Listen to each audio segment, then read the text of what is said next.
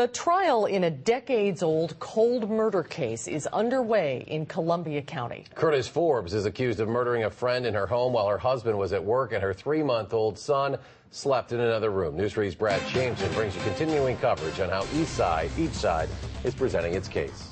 Thank you. Please sit down. It took 30 years, but a suspect is now on trial in the 1980s slaying of Marilyn McIntyre. Marilyn certainly knew Curtis Forbes. She'd known him for years, and they were good friends. As the prosecution outlines its case, attorney David Wambach gives a point-by-point account of what the state believes happened. Wambach says Forbes came to the 18-year-old McIntyre's home in the early morning hours of March 11th, knowing her husband was at work. He says McIntyre rejected Forbes' advances. Things turned ugly. And the defendant bashes Marilyn McIntyre in the head.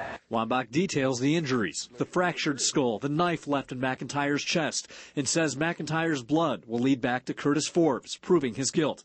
However, the defense presents a different scenario. And so what you have basically is a circumstantial case. As defense attorney David Grier attempts to provide doubt, he explains the medical examiner can't place an exact time of McIntyre's death and says he believes she was killed before her husband left for work. Again, what did happen that night?